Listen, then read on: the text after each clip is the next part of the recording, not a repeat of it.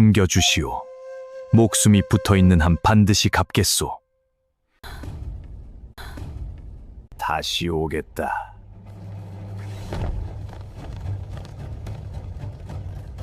조선시대 한 사내의 등에 감춰진 비밀이 새겨져 있었습니다. 이 사내의 등에 난 그림은 무엇일까요? 어떤 사연을 가졌기에 천안 관노의 옷을 입고 있단 말일까요? 그리고 그 낙인 끝자락에 새겨진 기이하고 복잡한 저 문양은 대체 무엇을 의미하는 것일까요? 이것은 한 여인의 고단한 삶에 불쑥 찾아든 사내의 등에 새겨진 비밀이 두 사람의 운명을 송두리째 바꿔놓은 이야기입니다. 안녕하세요. 조선사연야담입니다. 어르신들, 구독과 좋아요를 부탁드립니다. 건강하십시오. 바로 시작합니다. 살을 애는 듯한 겨울밤이었습니다. 칼날 같은 바람이 한양성곽 변두리의 낡은 기와들을 울부짖듯 스치고 지나가던 그 밤이었지요. 인적이 끊긴 흙길 위로 차가운 달빛만이 어지러이 쏟아져 내리고 있었습니다. 길가에 외따로 자리한 낡은 약방에 홀로 등불을 밝히고 앉아있던 젊은 과부 서단아는 낡은 약초 서적의 책장을 넘기다 말고 저도 모르게 한숨을 내쉬었습니다. 3년 전 고을에 역병이 돌았을 때 아픈 이들을 돌보다 자신도 그 병을 이기지 못하고 허망하게 세상을 떠난 남편. 그가 남긴 것은 이 작은 약방 하나가 전부였지요. 혼례를 올리며 함께 살던 번듯한 기와집은 남편이 죽고 1년이 채 못 되어 내다 팔아야만 했습니다. 야속하게도 3년이라는 시간은 그리 길지 않아 집을 팔고 남은 돈마저 이제는 바닥을 보이고 있었지요. 죽은 남편이 평생의 애정을 쏟았던 이 약방만은 차마 팔 수가 없어 다나는 남편 어깨 너머로 배웠던 약초 지식을 더듬어 약초를 팔기 시작한 지 이제 겨우 1년이 다 되어갈 뿐이었습니다. 그것만으로는 살아가기 어려워 새벽마다 동이 트기도 전에 일어나 가마솥에 국밥을 끓여 아침 일거리를 찾아 나서는 일꾼들의 허기를 달래주며 겨우 하루하루를 버티고 있었지요. 바로 그때였습니다. 닫힌 약방 문을 누군가 다급하게 두드리는 소리가 밤의 고요함을 날카롭게 찢고 들어왔습니다. 쿵, 쿵, 쿵. 그것은 손님의 소리가 아니었습니다. 죽음의 문턱에서 마지막 힘을 쥐어짜내는 필사적인 소리였지요. 다나의 심장이 철렁 내려앉았습니다. 이런 밤, 이런 시간에 약방 문을 두드릴 사람은 아무도 없었기 때문입니다. 혹시 관아의 포졸들이 아닐까? 아니면 술 취한 행패꾼일까? 온갖 흉흉한 생각이 머리를 스쳤으나 문 너머에서 들려오는 가쁜 숨소리의 다나는 차마 외면할 수가 없었습니다. 떨리는 손으로 덧문을 열고 빗장을 풀자 문이 삐걱 소리를 내며 열렸지요. 그리고 그 문지방 너머로 피투성이의 사내 하나가 눈더미 속으로 쓰러져 들어왔습니다. 살려주시오. 그 한마디를 끝으로 사내는 그대로 정신을 잃고 말았습니다. 남루한 관노의 복장은 갈갈이 찢겨 있었고 드러난 등과 팔에는 채찍 자국과 칼 자국이 어지럽게 얽혀 마치 붉은 핏물이 그림을 그린 듯 끔찍하였습니다. 다나는 비명을 지르려다 저도 모르게 제 입을 틀어 막았습니다. 관노, 그것도 도망친 관노를 숨겨주는 것은 삼족을 멸할 큰 죄였습니다. 당장 관아에 알려야 했습니다. 그것이 이치에 맞고 그녀가 살 수 있는 유일한 길이었습니다. 그러나 사경을 헤매는 사내의 가쁜 숨결과 어둠 속에서도 느껴지는 그 처절한 삶의 의지가 다나의 발목을 붙잡고 놓아주지를 않았지요. 사내의 양팔을 붙들고 안으로 끌어당기기 시작하였습니다. 하지만 장정의 몸은 여인의 힘으로 어찌할 수 있는 것이 아니었습니다. 눈과 피로 범벅이 된 사내를 끌어안고 낑낑대기를 수차례 다나는 결국 자신의 무력함에 숨을 헐떡이며 주저앉았습니다. 그때 다나의 머릿속에 단 한 사람이 스쳐 지나갔지요. 다나는 즉시 약방 뒤편 허름한 초가로 달려갔습니다. 말을 못하는 약초꾼 황영감의 집이었지요. 죽은 남편과는 친형제처럼 지냈던 유일한 이웃이었습니다. 다나가 다급한 손짓으로 문을 두드리자 노인이 등불을 들고 나왔습니다. 다나는 눈물이 그렁한 채로 피투성이가 된 제 손과 옷을 가리키고는 약방 문 쪽을 필사적으로 가리켰습니다. 황영감은 단 한 번에 상황을 알아차렸습니다. 그는 아무것도 묻지 않고 묵묵히 고개를 끄덕이며 다나를 따라 나섰지요. 두 사람은 산의 양쪽을 부축하여 다나의 유일한 안식처이자 잠자리인 약재들이 빼곡히 들어 찬 방 안 아랫목으로 그를 힘겹게 끌어다 눕혔습니다. 물수건으로 얼굴에 엉겨붙은 피와 흙을 조심스럽게 닦아내자 그 아래에서 드러난 것은 결코 노비의 것이라 할 수 없는 얼굴이었습니다. 짙은 눈썹, 오뚝한 콧날, 굳게 닫힌 입술에서는 고결한 기품마저 흘러나왔지요. 모진 고문 속에서도 꺾이지 않은 굳건한 기상이 그 얼굴에 고스란히 남아 있었습니다. 3년을 과부로 지내며 잊고 살았던 사내의 얼굴이었습니다. 대체 어떤 사연을 가졌기에 이리도 귀한 얼굴을 하고 천한 관노의 옷을 입고 있단 말인가. 다나가 저도 모르게 숨을 죽이고 그의 얼굴을 가만히 들여다보는 바로 그 순간이었습니다. 사내가 무거운 눈꺼풀을 천천히 들어 올렸습니다. 흐릿한 시야 속 자신을 내려다보는 다나의 얼굴이 뿌연 안개처럼 들어왔지요. 이내 그 안개가 걷히고 초점이 맞춰지자 텅 빈 것 같았던 사내의 깊은 눈동자와 연민으로 흔들리던 다나의 맑은 눈이 허공에서 그대로 마주쳤습니다. 그 순간 다나는 심장이 쿵 하고 바닥으로 떨어지는 듯한 감각에 휩싸였습니다. 사내 역시 생애 처음 보는 그 여인의 얼굴에서 차마 설명할 수 없는 무언가를 느꼈지요. 그 짧은 찰나의 순간이 두 사람의 기나긴 인연의 시작이었음을 그때는 아무도 알지 못하였습니다. 두 사람의 시선이 허공에서 마주친 그 순간은 찰나였으나 그 여운은 영원처럼 길었습니다. 다나는 화들짝 놀라며 저도 모르게 한 걸음 뒤로 물러섰습니다.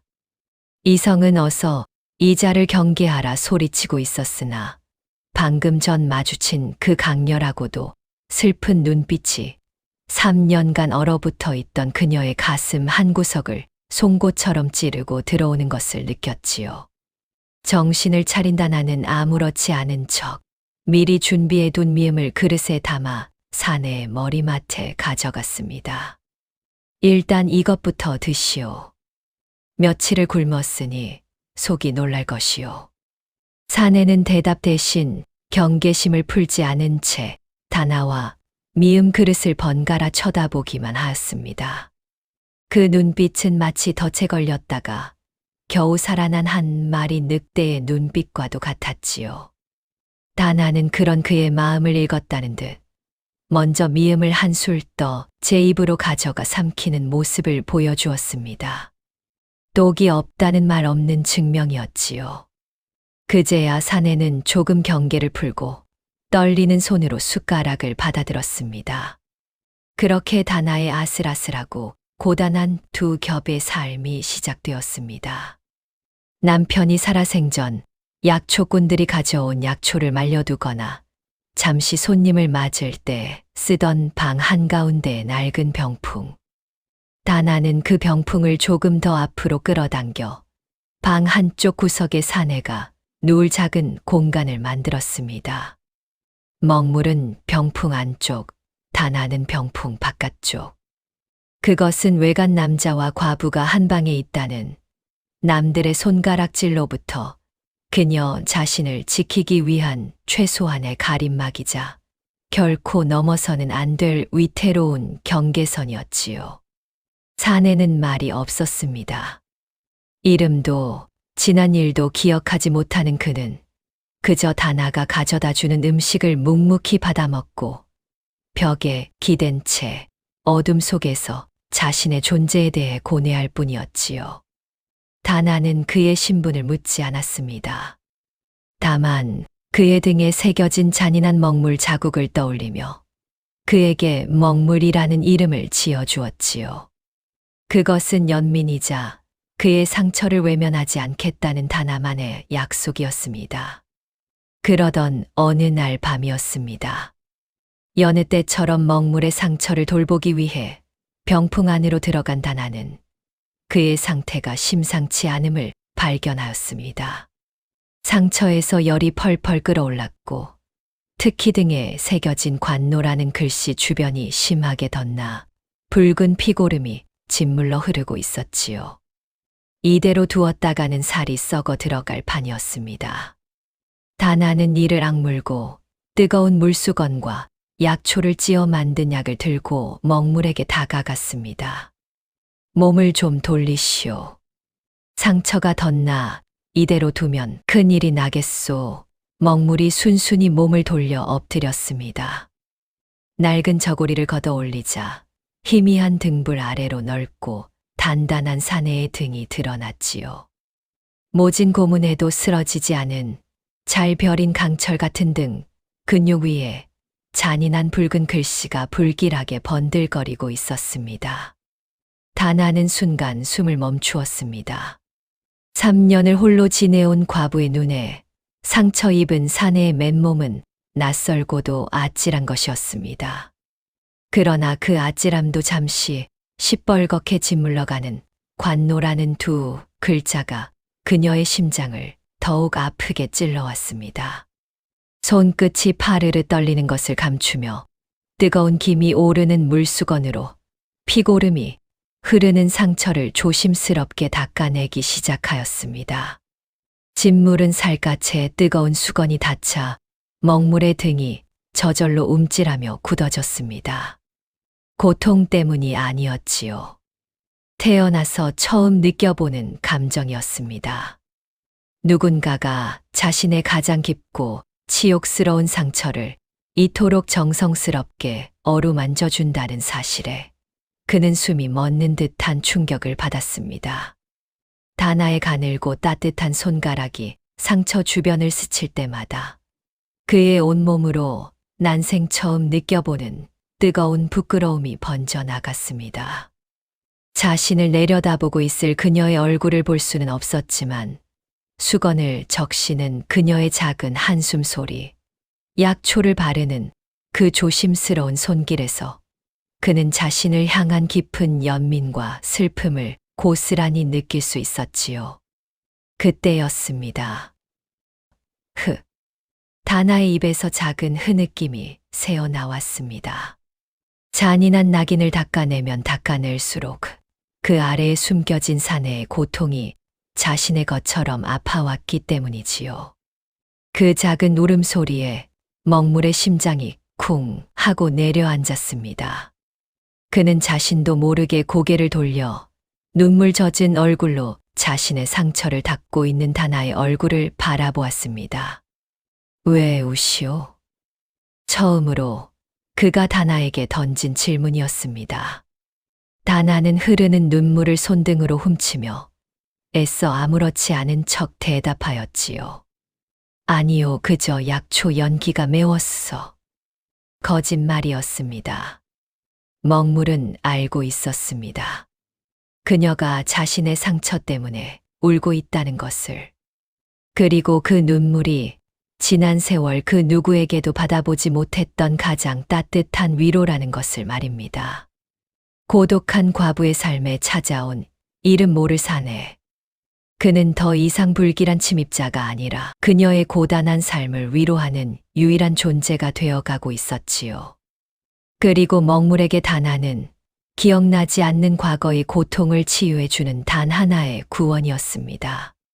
그 며칠 뒤 먹물은 몸을 조금씩 가눌 수 있게 되었습니다. 다나가 새벽에 국밥을 팔러 나갈 때면 그는 병풍의 작은 틈 사이로 그녀의 모습을 훔쳐보곤 하였지요. 새벽 추위에 입김을 불어가며 무거운 솥을 옮기는 모습, 일꾼들의 거친 농담에도 묵묵히 국밥을 퍼주는 모습, 그리고 장사가 끝난 뒤 약초를 팔기 위해 거친 상인들과 힘겹게 흥정하는 모습까지. 힘들 법도 한데 그녀의 얼굴에는 단 한 번도 지친 기색이 드러나지 않았습니다. 오히려 밤이 되면 등불 아래에서 낡은 약초 서적을 펼쳐들고 무언가를 골똘히 공부하는 그녀의 눈빛은 그 어떤 선비보다도 맑고 총명하게 빛나고 있었지요. 먹물은 그런 그녀의 모습을 볼 때마다 가슴 한쪽이 아릿해져 오는 것을 느꼈습니다. 저토록 어여쁘고 강인한 여인이 어찌하여 이 외딴 약방에서 저리도 고단하게 살아가야 하는가. 연민이었습니다. 하지만 그 밑바닥에서는 어느새 그리움의 감정이 싹트고 있었지요. 자신을 살려준 은인에 대한 고마움을 넘어 한 사내로서 한 여인을 마음에 품기 시작한 것이었습니다. 그러나 자신이 누구인지도 모르는 처지에 그저 도망친 관노일지도 모르는 신분에 감히 저 귀한 여인을 마음에 품는다는 것 자체가 죄악처럼 느껴졌지요. 그는 그저 어둠 속에서 그녀의 고단한 삶을 지켜보며 자신의 무력함에 가슴을 칠 뿐이었습니다. 매서운 새벽 공기가 칼날처럼 살갗을 파고드는 이른 아침이었습니다. 다나는 여느 때처럼 약방 앞 칸이 아궁이에 불을 지피고 국밥을 끓여내고 있었지요. 그날따라 장터로 향하는 길목이 유난히 소란스러웠습니다. 험상궂은 포졸 여럿을 데리고 온 비단 옷차림의 사내가 말을 타고 나타나 길을 막아섰기 때문이었습니다. 끓어오르는 국밥솥에서 피어오르던 김과 왁자지껄하던 장꾼들의 소리가 순간 거짓말처럼 멎어버렸지요. 사내는 바로 이 고을 현감의 악독한 서자 최강일이었지요. 그는 아버지 최익현의 눈밖에 나지 않으려 늘 안달이 난 자였습니다. 제 발로 공을 세워야만 아버지 앞에 고개를 들 수 있다 여겼기 때문이었지요. 그의 날카로운 눈빛이 좌판에 앉아 국밥을 나르는 다나의 얼굴에 와서 박혔습니다. 이 근방에서 수상한 자를 보지 못했소. 목소리는 부드러웠으나 그 안에는 서슬퍼런 위협이 담겨 있었지요. 다나는 끓어오르는 국밥솥으로 시선을 떨군 채 가늘게 떨리는 목소리로 겨우 답하였습니다. 저는 그저 하루 벌어 하루 사는 과부일 뿐입니다. 최강일의 눈이 약방의 허름한 문과 그 안쪽을 향해 힐끗 움직이는가 싶더니 이내 코웃음을 치며 말을 돌려 사라졌습니다. 사내들이 사라진 뒤에도 다나는 한참이나 굳은 채로 서 있어야만 했지요. 그가 마지막으로 보았던 시선이 병풍이 세워진 바로 그 자리를 향하고 있었음을 똑똑히 보았기 때문이었습니다. 약방으로 돌아온 다나의 온몸은 사시나무처럼 떨리고 있었습니다. 병풍 너머에서 부스럭거리는 소리와 함께 낮고 잠긴 목소리가 들려왔습니다. 방금 저 자는 누구였소?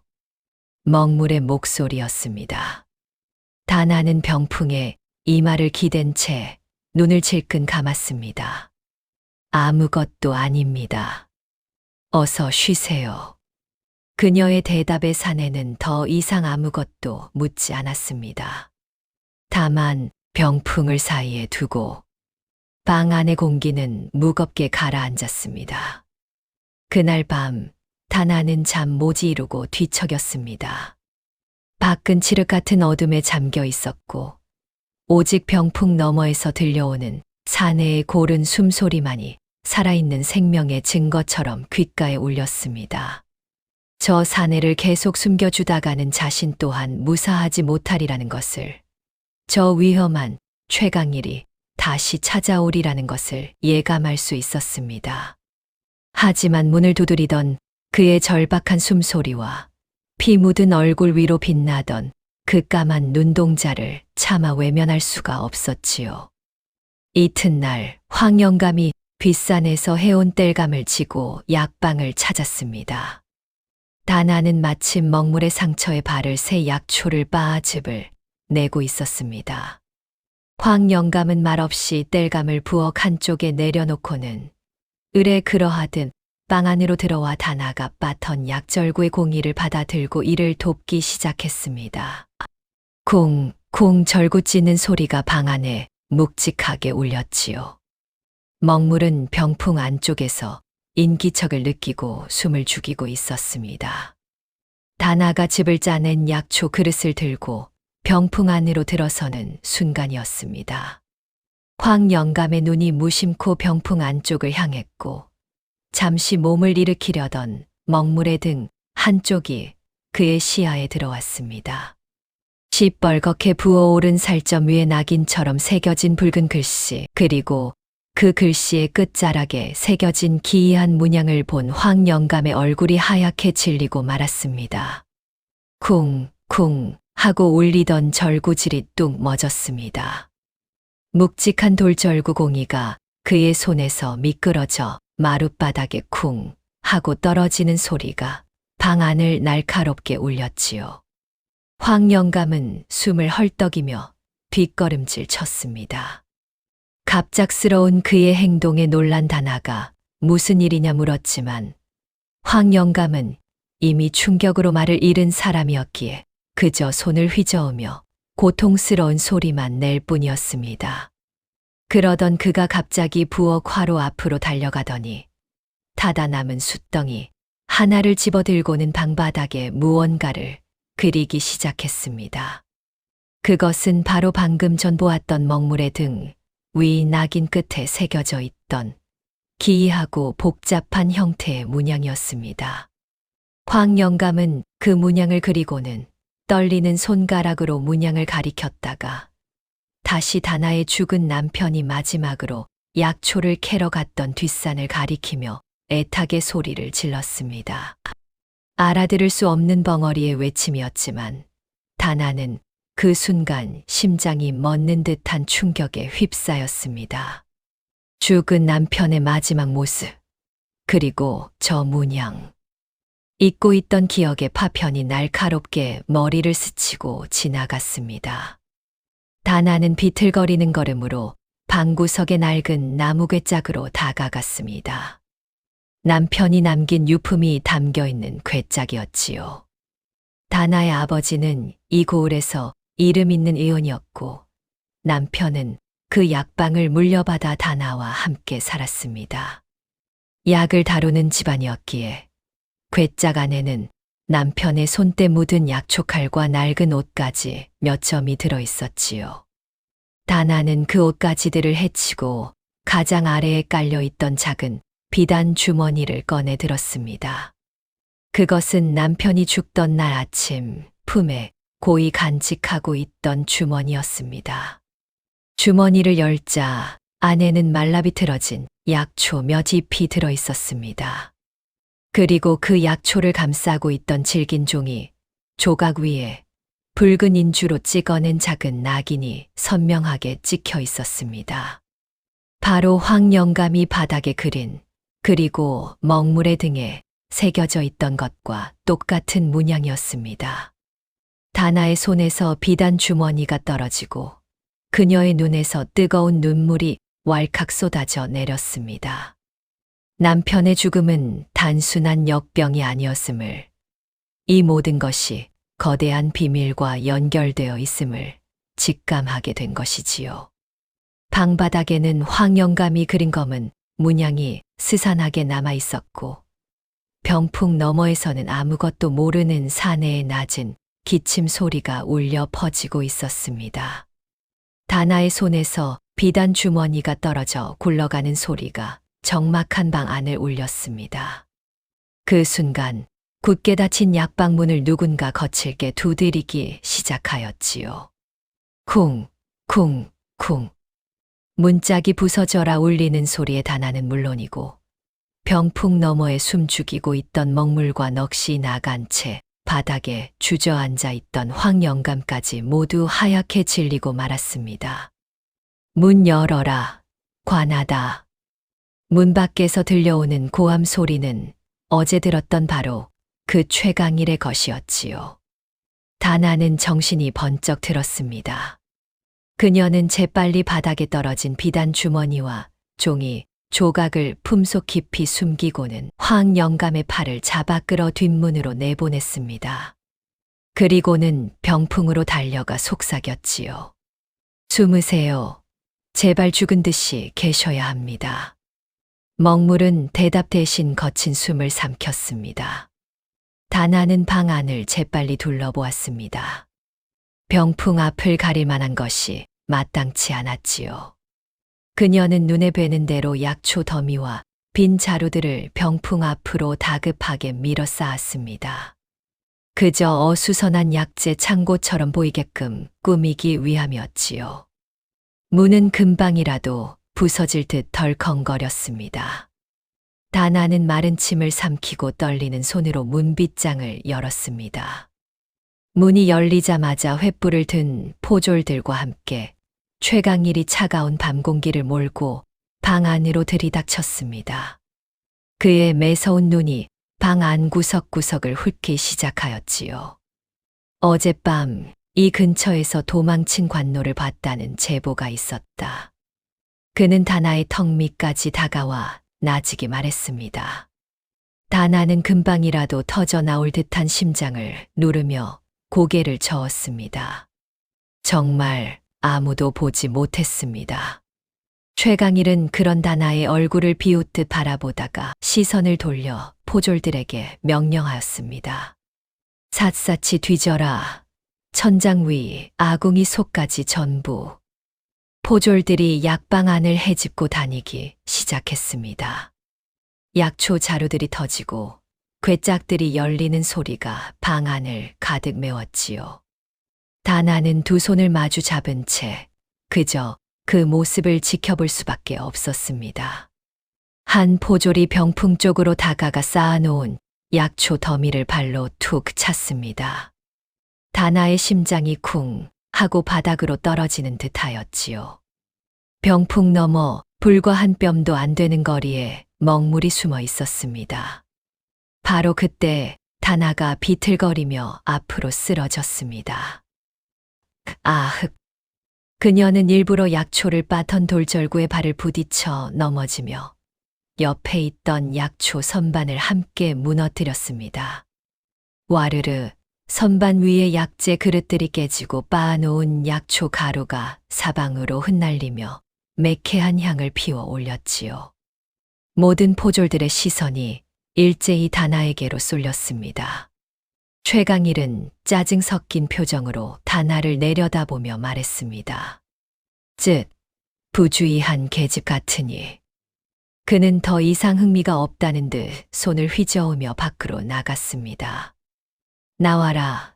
다른 곳을 찾아본다. 포졸들이 썰물처럼 빠져나가고 다시 약방 문이 닫혔습니다. 한참이나 지났을까요? 다나는 무너진 선반과 깨진 그릇들 사이에서 미동도 없이 엎드려 있었습니다. 공포가 지나간 자리에 늦은 밤의 찬기와 처절한 슬픔이 한꺼번에 밀려왔기 때문이었지요. 죽은 남편의 얼굴, 그의 마지막 품에 있던 비단 주머니, 그리고 먹물의 등에 새겨진 붉은 낙인이 눈앞에서 뒤섞였습니다. 결국 참았던 울음이 터져 나왔습니다. 흐흑, 서방님 대체. 소리 죽여 흐느끼는 그녀의 어깨가 가늘게 떨리고 있었지요. 바로 그때였습니다. 스르륵 소리와 함께 옆으로 밀린 병풍 너머에서 그림자 하나가 모습을 드러냈습니다. 먹물이었습니다. 그는 아직 온전치 않은 몸을 이끌고 비틀거리며 다나에게로 다가왔습니다. 그리고는 그녀의 앞에 조용히 무릎을 꿇고 앉았지요. 그는 아무 말도 하지 않았습니다. 그저 떨리는 손을 들어 흙과 약초 가루로 더러워진 다나의 얼굴에 흐르는 눈물을 조심스럽게 닦아주기 시작하였습니다. 굳은 살이 박인 그의 손끝이 뺨에 닿는 순간 다나는 저도 모르게 숨을 멈추었습니다. 거친 손길이었지만 그 어떤 비단보다 부드럽게 느껴졌지요. 다나는 고개를 들어 그를 바라보았습니다. 기억도 이름도 잃은 사내, 언제 잡혀갈지 모르는 도망자, 신세의 사내였습니다. 하지만 지금 이 순간 자신을 바라보는 그의 깊은 눈동자 속에는 세상 그 누구에게서도 받아보지 못한 뜨거운 위로가 담겨 있었지요.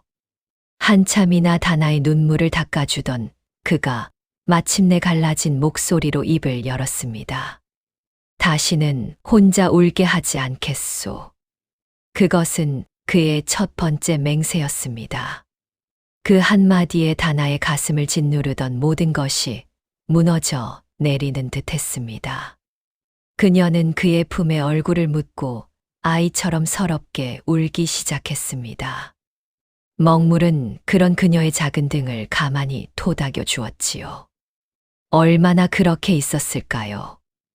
눈물로 얼룩진 얼굴을 들어 그를 바라보자 먹물의 깊은 눈동자가 바로 코앞에서 자신을 가만히 내려다보고 있었지요. 왜 피하시오? 그의 목소리는 낮고 잠겨 있었습니다. 다나는 아무 대답도 하지 못했지요. 그날 밤 약방의 등불은 두 사람의 긴 침묵을 홀로 품었습니다. 3년의 한과 이름조차 없는 슬픔이 서로의 그림자 속에 깃들어 조용히 밤을 넘겼지요. 약방의 작은 등불은 두 사람의 긴 밤을 홀로 지킨 채 새벽빛이 창호지를 밝힐 때까지 조용히 타오르고 있었습니다. 칠흑했던 어둠이 서서히 걷히고 창호지 너머로 희미한 새벽빛이 스며들기 시작하였지요. 밤새 타오르던 등불 또한 마지막 심지를 태운 채 가물가물 꺼져가고 있었습니다. 다나는 뜬 눈으로 밤을 지새운 끝에 조용히 자리에서 몸을 일으켰습니다. 그녀의 곁에는 두툼한 이불을 덮은 채 깊은 잠에 빠진 사내 먹물이 누워 있었지요. 3년이라는 긴 세월 동안 오직 냉기만이 맴돌던 이 방이 단 한 사람이 머문 것만으로 이토록 달라질 수 있다는 사실이 다나에게는 쉬이 믿기지 않았습니다. 그녀는 숨을 죽인 채 조심스레 고개를 돌려 사내의 얼굴을 바라보았지요. 밤새 알았음에도 그 틀어짐 없는 기색과 굳건히 자리한 기품은 그가 결코 평범한 인물이 아님을 말해주고 있었습니다. 어젯밤 그 손이 자신의 눈물을 닦아주던 기억이 떠오르자 다나의 가슴 깊은 곳에서 묵혀있던 감정이 다시금 고요히 일렁이기 시작하였습니다. 이내 그녀는 아무 말 없이 자리에서 일어나 방을 나섰습니다. 차디찬 새벽 공기가 마음을 서서히 가라앉혀 주고 있었지요. 다나는 여느 때처럼 국밥을 팔기 위해 아궁이에 불을 지피고 솥을 걸었습니다. 하지만 마음은 온통 방 안에 누워있는 먹물에게로 향해 있었지요. 국밥이 끓어갈 무렵 약방 문이 조심스럽게 열리고 먹물이 모습을 드러냈습니다. 그는 어느새 옷을 챙겨 입고 있었지만 어젯밤의 열기는 아직 그의 눈빛 속에 고스란히 남아 있었습니다. 두 사람의 시선이 허공에서 부딪혔고 다나는 저도 모르게 고개를 숙였습니다. 먹물은 말없이 그녀에게 다가와 그녀가 들고 있던 무거운 물동이를 빼앗아 들었습니다. 내가 하겠소. 그의 목소리는 어젯밤보다 한결 부드러워져 있었습니다. 다나는 놀라 고개를 들었지만 그의 굳은 표정에 아무 말도 하지 못하고 물동이를 내어주었지요. 두 사람은 아무 말 없이 함께 국밥 장사를 준비하였습니다. 장작을 패고 물을 깃고 상을 펴는 그 모든 과정 속에서 두 사람의 손길이 스쳤지요. 이른 아침을 해결하려는 장꾼들이 몰려들었습니다. 다나는 국밥을 퍼 나르느라 분주했고 먹물은 그저 약방 문기둥에 기댄 채 묵묵히 그녀를 바라보고만 있었습니다. 황 영감이 허둥지둥 약방으로 뛰어들어왔습니다. 그의 얼굴은 흙빛으로 변해 있었고 온몸을 사시나무처럼 떨고 있었지요. 그는 들어오자마자 다급한 손짓으로 다나와 먹물을 번갈아 가리키며 뭐라 알아들을 수 없는 소리를 내질렀습니다. 영감님, 진정하시고 무슨 일입니까? 다나가 놀라 물었지만 황 영감은 고개를 저으며 더욱 다급하게 손짓할 뿐이었습니다. 그는 갑자기 방바닥에 주저앉더니 어제처럼 화로의 숫덩이를 집어들었습니다. 그리고는 바닥에 어제 그렸던 기이한 문양을 다시 그리기 시작하였지요. 다나가 숨을 죽이고 지켜보는 가운데 황 영감은 문양 옆에 무언가를 또 그리기 시작했습니다. 그것은 바로 다나의 죽은 남편이 마지막으로 품고 있던 비단 주머니 속에서 나왔던 그 말라 비틀어진 약초의 모양이었습니다. 그리고는 그는 약초 그림에서부터 시작하여 마치 길을 그리듯 선을 그어 나가기 시작했습니다. 그 선은 뒷산을 향해 구불구불 이어지다가 산 중턱의 어느 한 지점에서 멈추었습니다. 그곳에 그는 커다란 바위와 늙은 소나무 한 그루를 그려 넣었지요. 바로 그 순간 그림을 내려다보던 먹물의 입에서 낮은 신음이 터져 나왔습니다. 그는 갑자기 머리를 감싸쥐며 고통스럽게 주저앉았습니다. 그의 눈앞으로 기억나지 않는 과거의 영상들이 번개처럼 스쳐 지나갔기 때문이었지요.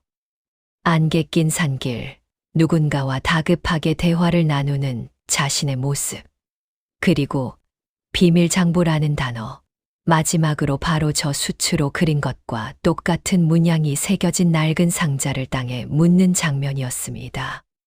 장부, 그 약초는 장부를 지키는 표식. 그는 끊어질 듯한 목소리로 중얼거렸습니다.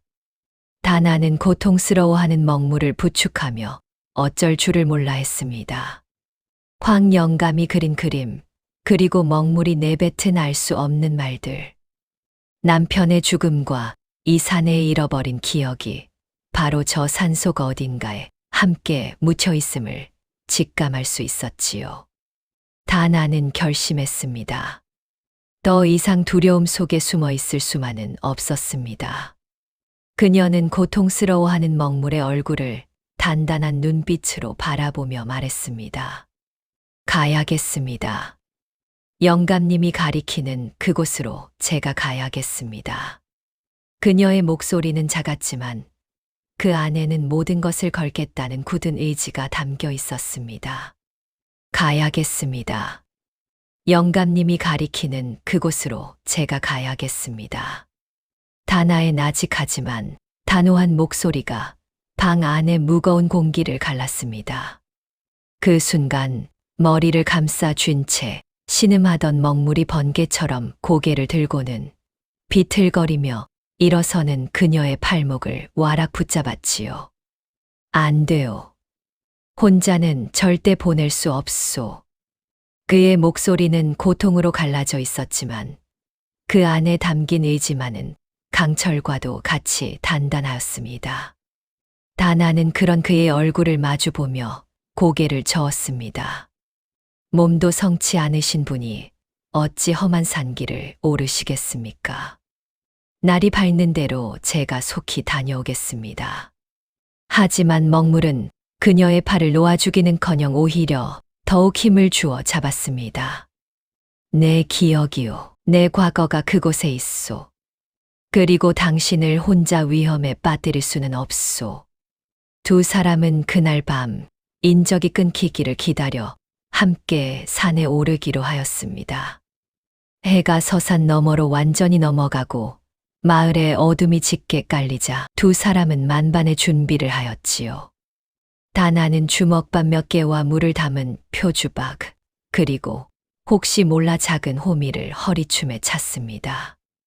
먹물은 비록 온몸이 욱신거렸지만 단단하고 고든 나뭇가지를 골라 지팡이 삼아 짚었지요.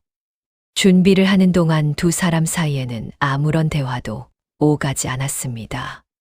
하지만 서로의 온매무새를 여며주고 짐을 챙기는 그 모든 몸짓 속에는 말보다 더 깊은 걱정과 믿음이 담겨 있었지요.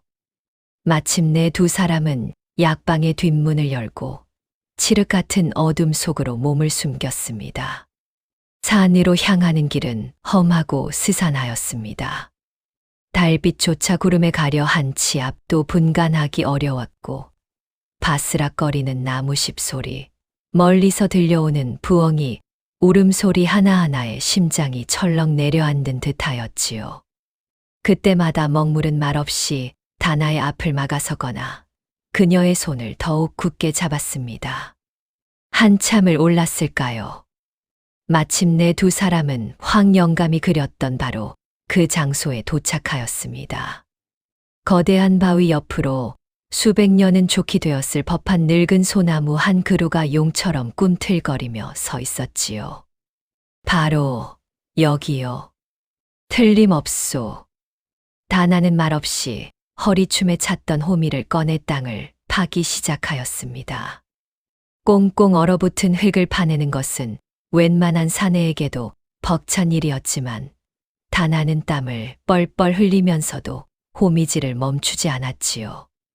먹물 또한 성치 않은 몸으로 그녀를 도와 흙을 파헤쳤습니다. 퍽 하는 소리와 함께 호미 끝에 무언가 단단한 것이 걸렸습니다.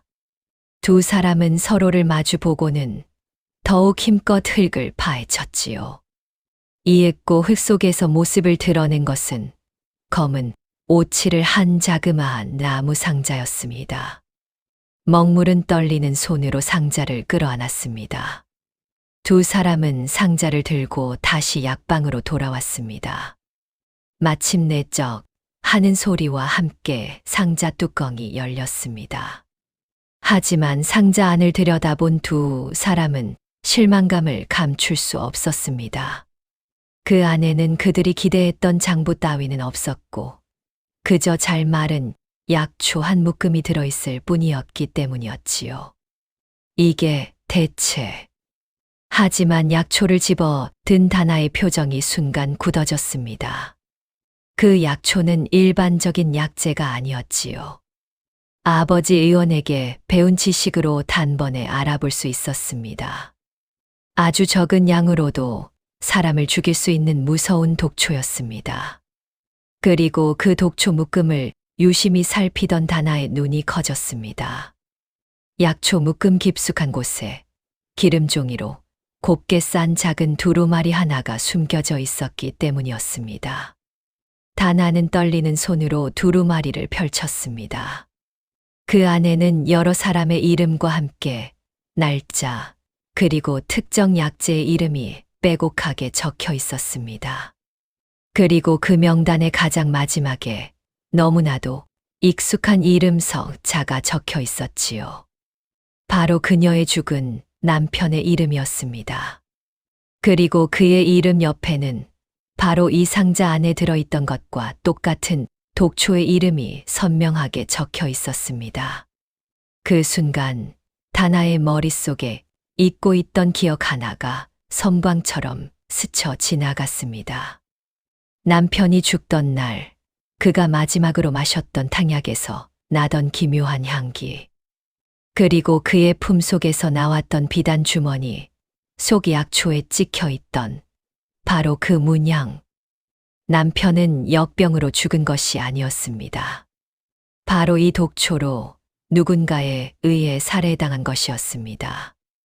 다나의 손에서 두루마리가 떨어지고 그녀의 눈에서 불꽃 같은 분노와 시퍼런 절망이 동시에 타올랐습니다.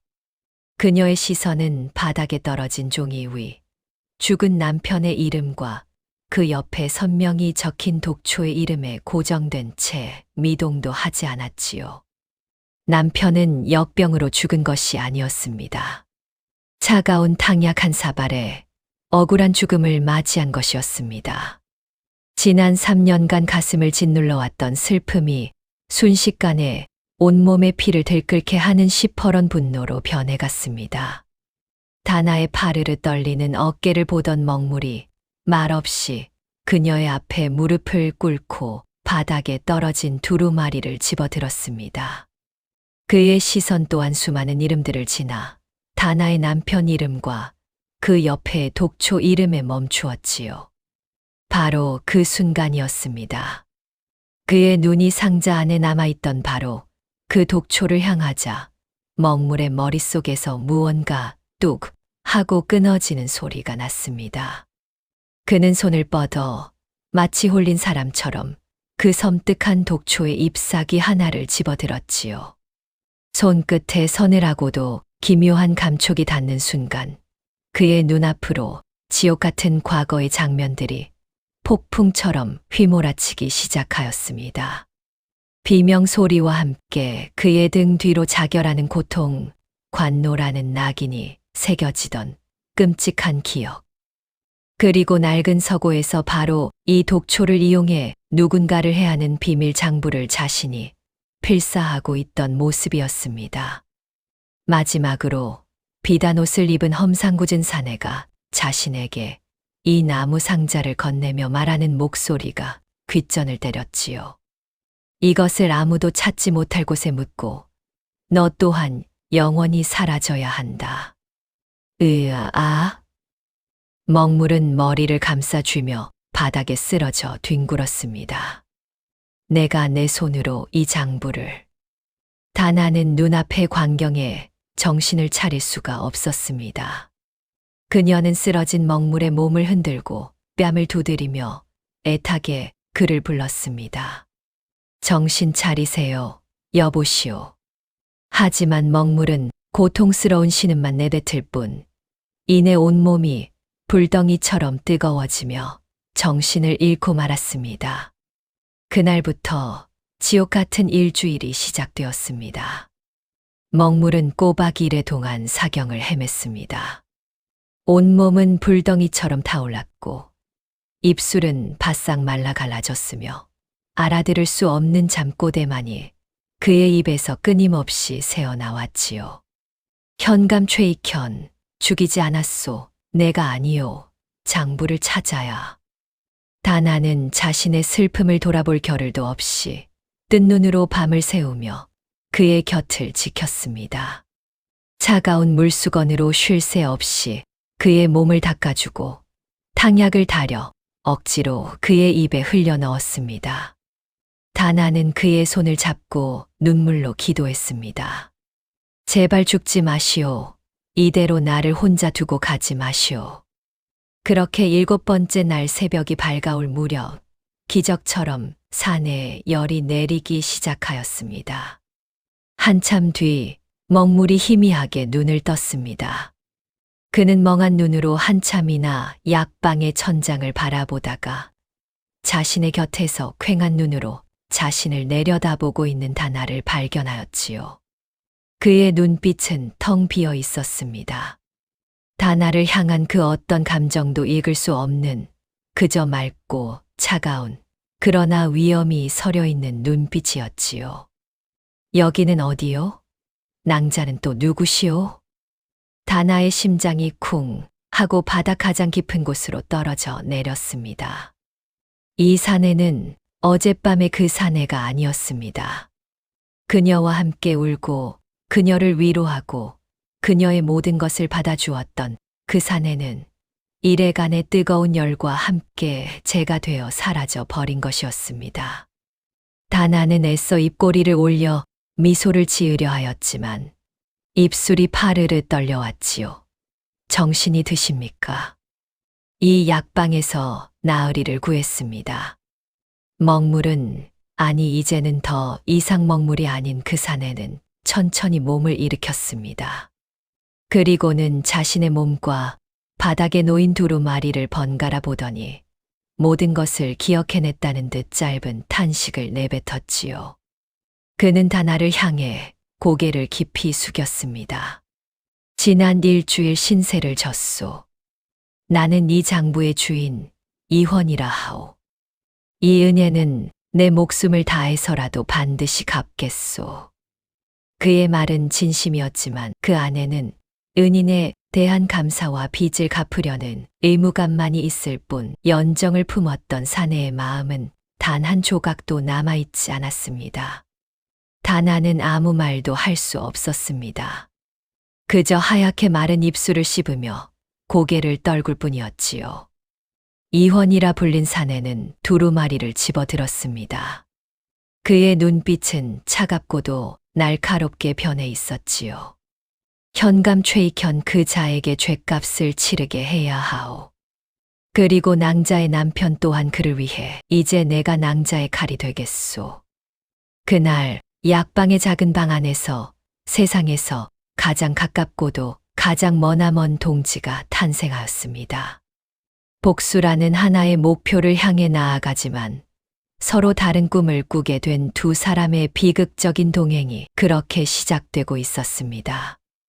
날이 밝았지만 약방의 공기는 어제와는 완전히 달라져 있었습니다. 자신의 이름을 이헌이라 밝힌 사내는 더 이상 먹물이 아니었습니다. 하지만 그의 몸에는 여전히 그가 도망친 관노였음을 증명하는 남루하고 해진 옷가지가 걸쳐져 있었지요. 그는 방 한가운데 꼿꼿이 앉아 맑고 차가운 눈빛으로 허공을 응시하고 있었습니다. 그의 몸 주위에는 이전의 그 어떤 병풍보다도 더 높고 단단한 신분이라는 보이지 않는 벽이 세워져 있는 듯했지요. 다나는 묵묵히 아궁이에 불을 지피고 이헌의 탕약을 다렸습니다. 이제 두 사람 사이에는 탕약 끓는 소리와 마른 장작 타는 소리만이 차갑게 오갈 뿐이었습니다. 장터의 소식을 좀 알아봐야겠소. 현감의 생신 연회가 언제인지, 규모는 어떠한지. 이헌이 먼저 입을 열었습니다. 다나는 대답 대신 그의 남루한 옷차림을 한번 힐끗 쳐다보았습니다. 이헌은 그런 그녀의 시선을 읽고는 자신의 해진 옷깃을 내려다보며 자조적인 헛웃음을 흘렸지요. 이 몰골로는 한 발짝도 움직일 수 없으니 내 행색부터 바꾸어야겠소. 다나는 아무 말 없이 방으로 들어가 자신의 유일한 폐물이자 시집 올 때 어머니가 쥐어주었던 낡은 은비녀를 꺼내 들었습니다. 잠시 그것을 손에 쥐고 망설이던 그녀는 이내 눈을 질끈 감고는 그것을 품에 품고 저작거리로 향하였지요. 한참 뒤 다나는 비녀를 판 돈으로 마련한 단정하지만 값나가는 삼배로 지은 선비의 옷 한 벌을 들고 돌아왔습니다. 이헌은 다나가 내민 옷을 잠시 내려다보다가 말없이 받아들고는 병풍 뒤로 들어가 옷을 갈아입었지요. 잠시 후 병풍 뒤에서 걸어 나온 사내의 모습에 다나는 저도 모르게 숨을 멈추었습니다. 남루하고 찢어진 관노의 복장은 온데간데 없고 푸른빛이 감도는 선비의 옷을 단정히 차려입은 그의 모습은 마치 먹구름을 뚫고 나온 한 마리 학처럼 고결하고 기품이 넘쳤습니다. 하지만 그 모습이 다나의 가슴을 더욱 아프게 찔러왔습니다. 저 모습은 그녀가 알던 먹물이 아니었습니다. 너무나도 멀고 감히 다가설 수조차 없는 귀한 댁 도련님이 서 있을 뿐이었지요. 이헌은 다나가 알아온 정보를 바탕으로 새로운 종이를 꺼내 관아의 지형을 그리기 시작했습니다. 그의 치밀함과 냉철한 분석은 감탄을 자아낼 정도였으나 다나는 그 모습이 너무나도 낯설고 멀게만 느껴졌습니다. 그러던 연회 이틀 전 밤이었습니다. 이헌은 마침내 자신의 계획을 완성하고 다나와 황영감을 앞에 앉혔습니다. 연회 잠입하여 최익현의 서재에 있는 진짜 장부를 찾아낼 것이요. 내가 시간을 버는 동안 황영감께서는 밖에서 망을 보고 다나 낭자는 약방에서 만일의 사태에 대비해 주시오. 그것은 완벽하게 짜인 계획이었으나 모든 위험을 자기 혼자 짊어지겠다는 독단적인 통보이기도 하였지요. 그 순간 다나가 처음으로 그의 말을 끊었습니다. 그것만이 방법은 아닐 것입니다. 이헌의 붓이 멈칫하였습니다. 다나는 그의 시선을 피하지 않고 차분하지만 단호한 목소리로 말을 이었습니다. 독을 쓸 수도 있습니다. 제가 의원의 딸입니다. 아주 적은 양으로도 아무도 모르게 사람을 죽일 수 있는 귀한 독초가 제게 있습니다. 방 안의 공기가 순간 얼어붙었습니다. 이헌의 얼굴에서 처음으로 옅은 미소가 사라졌습니다. 지금 살수를 하자는 말이오. 그것은 복수가 아니라 그들과 똑같은 살인자가 되는 길이오. 우리는 법과 증거로 그들의 죄를 만천하에 드러내고 정의를 바로 세워야 하오. 그 순간 다나의 눈빛이 변했습니다. 그녀는 피식 하고 짧은 실소를 터뜨렸습니다. 정의라 하셨습니까? 나으리. 남편이 눈앞에서 독살당하고 그 거민이 매일같이 거리를 활보하는 것을 지켜봐야 했던 지난 3년이 제게는 정의가 실종된 지옥이었습니다. 나으리의 그 고고한 정의가 제 남편을 살려낼 수 있습니까? 그녀의 목소리는 조용했지만 그 안에 담긴 칼날은 이헌의 심장을 정통으로 꿰뚫었습니다. 낭자는 지금 나를 능멸하는 것이오? 이헌의 목소리가 얼음처럼 차가워졌습니다. 다나는 자리에서 일어나 그에게로 한 걸음 다가섰습니다. 능멸이 아닙니다. 나으리의 세상과 저 같은 것들이 사는 세상이 다르다는 것을 말씀드리는 것입니다. 나으리의 칼은 너무 멀리 있고 너무 느립니다. 하지만 저의 칼은 바로 코앞에서 단숨에 적의 숨통을 끊을 수 있습니다. 그 대담한 말에 이헌은 저도 모르게 자리에서 벌떡 일어났습니다. 그리고는 그녀의 팔목을 강하게 낚아챘지요. 그 입 다물지 못하겠소. 그의 눈동자가 분노로 이글거렸습니다. 하지만 다나는 조금도 물러서지 않았습니다. 두 사람의 얼굴이 금방이라도 닿을 듯 가까워졌습니다. 이헌의 머릿속에서 기억나지 않는 어떤 밤의 잔상이 희미하게 스쳐 지나갔습니다. 이 여인의 눈빛. 그는 알 수 없는 혼란에 휩싸여 저도 모르게 팔에 힘을 풀었습니다. 바로 그때 두 사람의 팽팽한 대치 속으로 황 영감이 조용히 끼어들었습니다.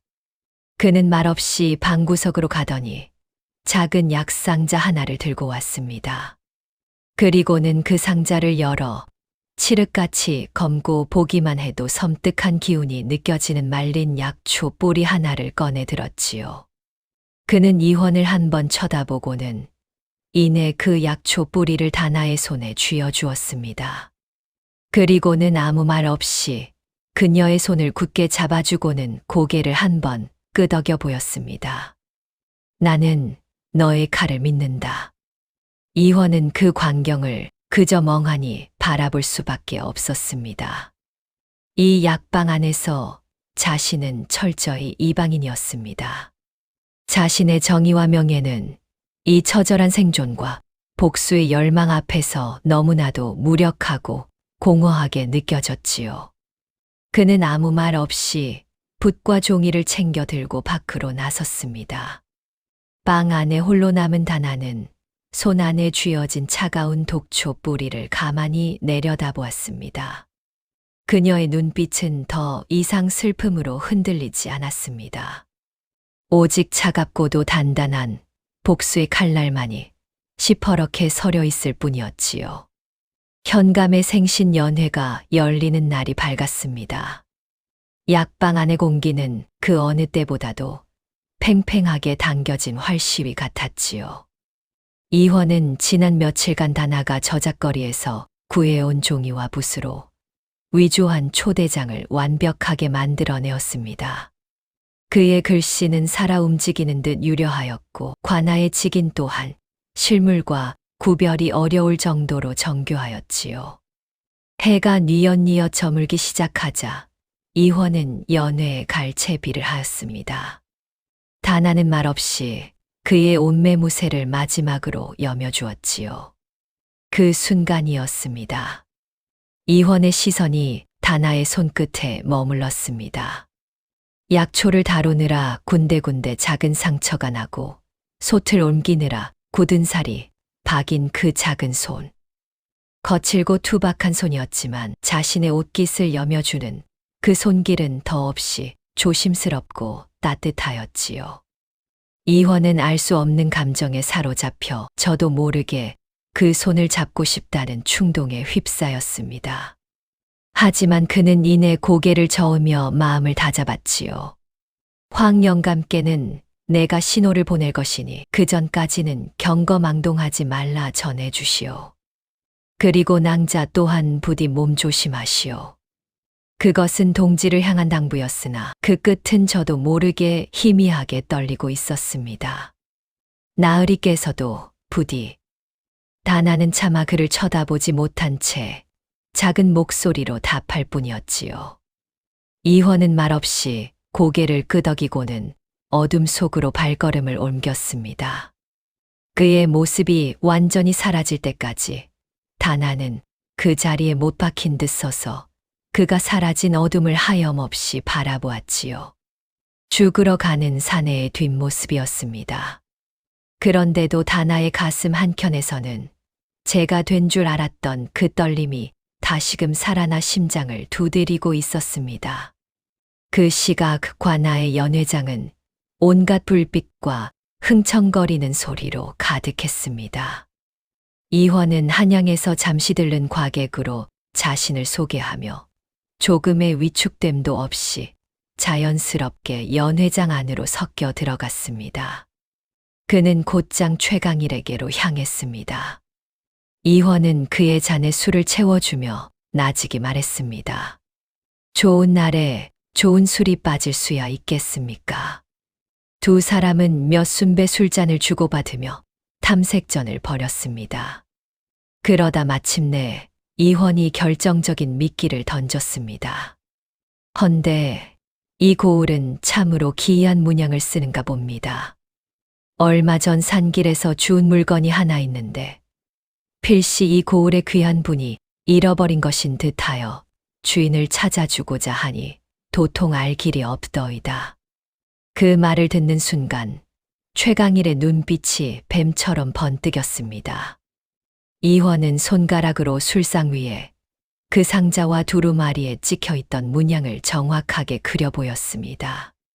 최강일의 얼굴이 하얗게 굳어지는 것을 이화는 놓치지 않았지요. 한편 이환을 떠나보는 다나는 약방으로 돌아와 문을 굳게 걸어 잠갔습니다. 그리고는 방 한 구석 낡은 약상자를 꺼내 열었지요. 그 안에는 황영감이 쥐어주었던 칠흑같이 검은 독초 뿌리가 들어 있었습니다. 그녀는 망설이지 않았습니다. 작은 절구를 꺼내 그 뿌리를 넣고 묵묵히 빻기 시작하였지요. 쿵, 쿵, 쿵. 절구 소리가 고요한 방 안에 무겁게 울려 퍼졌습니다. 그녀의 얼굴에는 더 이상 눈물도 망설임도 없었습니다. 오직 차갑고 단단한 결심만이 서려 있었지요. 하지만 절구질을 하는 그녀의 손목에는 오늘 저녁 이환의 옷깃을 여며주던 그 순간의 온기가 아직도 생생하게 남아 있었습니다.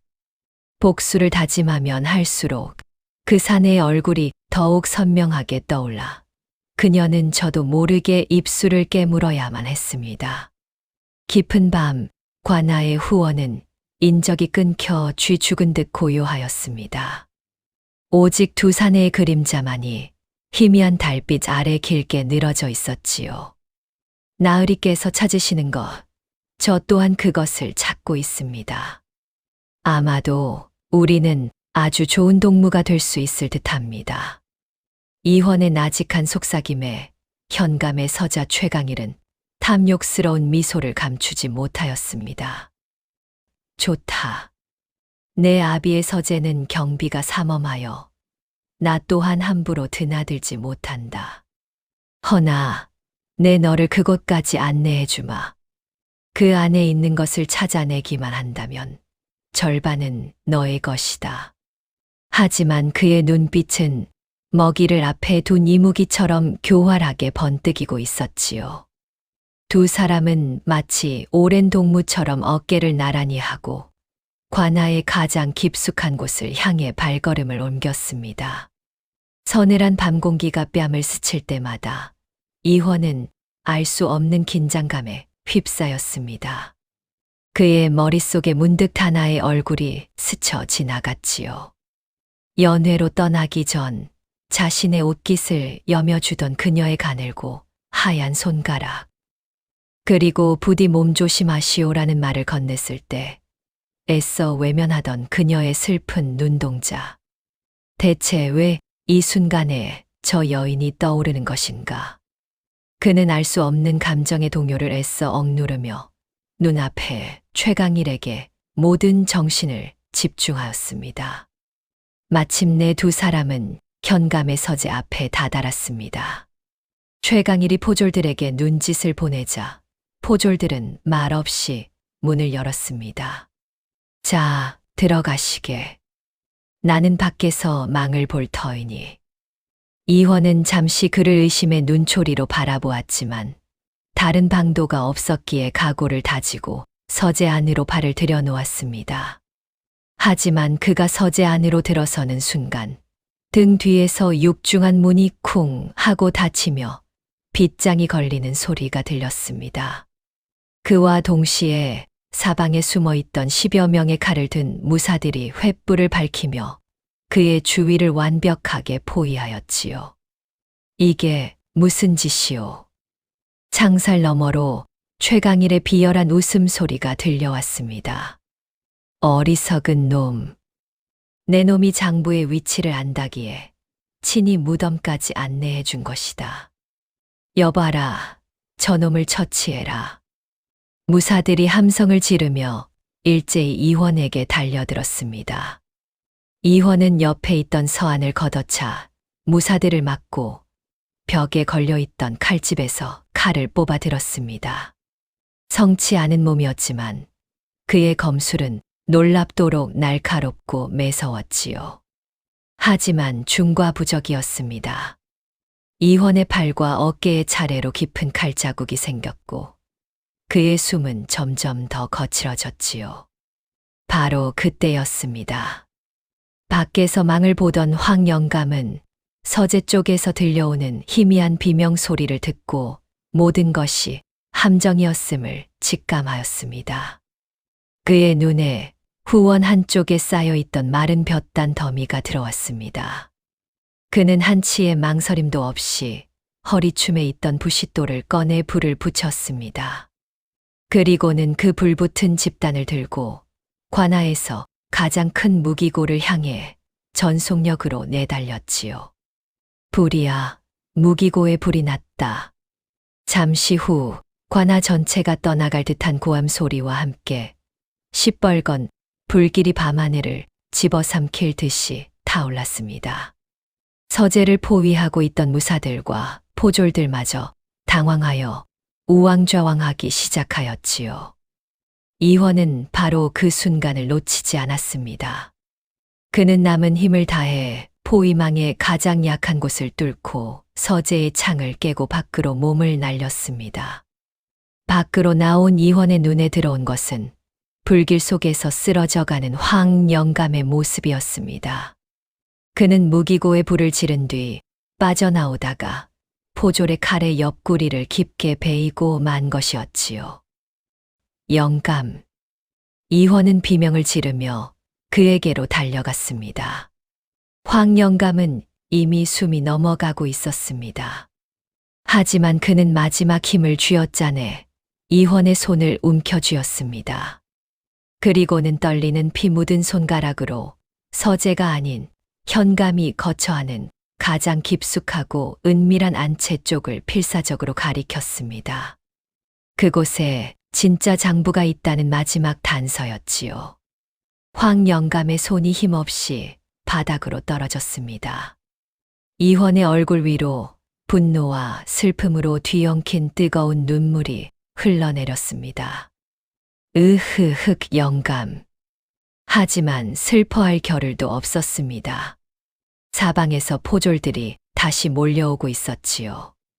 이헌은 자신의 팔에 난 깊은 상처를 동여매고 황 영감의 시신을 뒤로 한 채 다시 어둠 속으로 몸을 날렸습니다. 한편 약방에서 초조하게 기다리던 다나는 관아 쪽에서 피어오르는 시뻘건 불길과 요란한 종소리를 듣고 모든 것이 잘못되었음을 직감하였습니다. 그녀의 심장이 철렁 내려앉았지요. 그녀는 품속 깊이 숨겨두었던 독초 가루 봉지를 꺼내 비장한 눈빛으로 그것을 내려다보았습니다.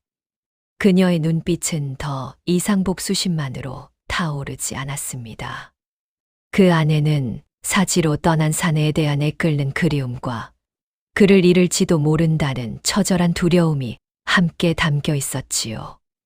나으리 무사하기만 하시오. 나머지는 이제 제가 끝을 맺을 것입니다. 그녀의 눈에서 마침내 뜨거운 눈물 한 방울이 독초 가루 위로 툭 하고 떨어졌습니다. 약방의 뒷문이 속절없이 열린 것은 달기 세 번째 울음을 터뜨릴 무렵이었습니다. 잿더미와 피가 엉겨붙은 산에 이헌이 벽에 몸을 기댄 채 서 있었지요. 그의 푸르던 선비 옷은 갈갈이 찢겨 검붉은 피에 젖어 있었고 옆구리에서는 식은 땀과 함께 피가 계속해서 흘러내리고 있었습니다. 뜬 눈으로 밤을 지새우던 다나는 문틈으로 스며든 피비린내에 먼저 인기척을 알아챘습니다. 그녀는 버선발로 뛰쳐나가 무너질 듯 서 있는 이헌을 부축하였지요. 그의 몸은 불덩이처럼 뜨거웠으나 그녀를 바라보는 눈빛만은 얼음장처럼 차갑고도 슬펐습니다. 다나는 아무 말도 묻지 않았습니다. 그저 마른 입술을 깨물며 그를 방 안으로 이끌어 아궁이의 온기가 남아있는 가장 따뜻한 곳에 조심스럽게 눕혔지요. 이헌은 거친 숨을 몰아쉬며 품속에서 피와 땀으로 축축한 작은 책자 하나를 꺼내 다나의 손에 쥐어주었습니다. 장부를 찾았소. 다나는 장부를 받아들 새도 없이 그의 찢어진 옷자락을 조심스럽게 걷어내었습니다. 희미한 등불빛 아래 드러난 상처는 생각보다 깊고 끔찍하였습니다. 다나는 떨리는 손으로 약초를 꺼내 찍고 깨끗한 천을 찾아 그의 상처를 닦아내기 시작했습니다. 피를 닦아낼수록 상처의 깊이가 드러나자 그녀의 눈에서 끝내 뜨거운 눈물 한 방울이 이헌의 상처 위로 뚝 떨어졌습니다. 그 순간 이헌이 옅은 신음과 함께 말을 읊조렸습니다. 황 영감께서 길을 나 대신. 그 말에 다나의 손길이 잠시 멈추었습니다. 관아를 삼켰던 불길과 온 마을을 깨웠던 종소리, 그리고 이 사내의 상처가 하나의 그림으로 맞춰지는 순간이었지요. 자신들을 위해 말없이 곁을 지켜주던 벙어리 노인의 주름진 얼굴이 떠오르자 다나는 참았던 울음을 터뜨리고 말았습니다. 어찌 이리 어리석은 짓을 하셨습니까? 혼자서. 이헌은 대답 대신 남은 힘을 다해 다나의 팔목을 붙잡았습니다. 그의 손은 불덩이처럼 뜨거웠으나 그 손길에는 책망이 아닌 위로가 담겨 있었지요. 다나는 흐느끼며 고개를 들었습니다. 땀과 피로 얼룩진 그의 얼굴, 고통으로 일그러진 와중에도 자신을 바라보는 그 깊은 눈동자와 마주쳤습니다. 아픈 와중에도 그의 눈은 촛불 아래에 비친 다나의 얼굴에서 떨어질 줄을 몰랐습니다. 이헌은 저도 모르게 상처 없는 손을 들어 그녀의 뺨에 흐르는 눈물을 서툴게 닦아주려 하였습니다. 울지 마시오 당신까지. 그의 손길은 힘없이 떨어졌지만 다나의 심장은 철렁 내려앉았습니다. 제가 반드시 나리님을 살려낼 것입니다. 다나는 그날 밤 한숨도 자지 않았습니다. 밤새도록 정성껏 달인 약을 입술에 흘려 넣었지요. 이화는 고열에 시달리며 간간히 잠꼬대를 하다가도 다나가 곁을 떠날세라 그녀의 손을 놓지 않았습니다. 창호지 너머로 희미한 새벽빛이 스며들 때까지 약방의 작은 등불은 꺼지지 않았습니다. 그 위태로운 불빛 아래 바닥에 놓인 피 묻은 장부는 두 사람의 잔인한 운명을 예고하듯 조용히 새벽을 맞이하고 있었습니다. 그날 이후 보름의 시간이 흐르는 동안 이원의 상처는 거의 아물었습니다. 그는 더 이상 마당에 나가지 않고 좁은 방 안을 끊임없이 서성이거나 등불 아래에 미동도 없이 앉아있곤 하였지요. 다나는 그런 그의 모습을 말없이 바라보았습니다. 기억을 잃었음에도 몸에 밴 선비의 기품과 거대한 비밀의 무게에 짓눌린 한 사내의 외로움이 동시에 느껴졌지요. 그 모습을 볼 때마다 다나의 가슴 한쪽에서는 안타까움과 설렘이 피어오르다가도 이내 차갑게 식어버리곤 하였습니다. 저 사내의 기억 속에는 자신과의 하룻밤이 없다는 사실이 서러운 벽처럼 느껴졌기 때문입니다. 밤이 되면 두 사람은 여전히 작은 등불 아래에서 피 묻은 장부를 펼쳐들었습니다. 그러던 어느 날 밤 장부의 암호를 거의 다 풀어냈을 무렵 이원의 손이 허공에서 멈추었습니다. 이상하오. 나를 욕보이려 했다면 관노라는 글씨만으로도 좋겠을 터인데 어찌하여 그 옆에 이토록 기이한 문양까지 함께 새겨 넣었겠소. 마치 일부러 흔적을 남기려 한 것처럼. 그는 등불을 더 가까이 끌어당겨 장부의 가장자리에 그려진 기호들을 맞추어 보기 시작했습니다. 그리고 마침내 그의 입에서 짧은 탄식이 터져 나왔습니다. 이 장부는 처음부터 가짜였소. 다나의 눈이 커졌습니다. 그럼 진짜 장부는 어디에? 이원은 고개를 들어 다나를 바라보았습니다. 그의 눈빛은 전에 없이 혼란스럽게 흔들리고 있었지요. 내 등 관노라는 글씨는 죄인의 낙인이지만 그 옆의 문양은 진짜 장부가 숨겨진 위치를 가리키는 지도였던 것이요. 누군가가 나를 살려두는 대신 마지막 증거를 내 몸에 새겨 세상 밖으로 내보내려 했던 것입니다. 그 순간 이원의 뇌리를 섬광처럼 스치는 기억의 조각이 있었습니다.